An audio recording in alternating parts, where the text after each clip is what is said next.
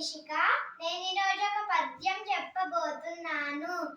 పలికెడిది భాగవతమట, పలికించు విభుండు రామభద్రుండట, నే పలికిన భవహర మగునట, పలికెద వే రెండు గాదా పలకగనేలా. ధన్యవాదములు. అందరికీ నమస్కారం.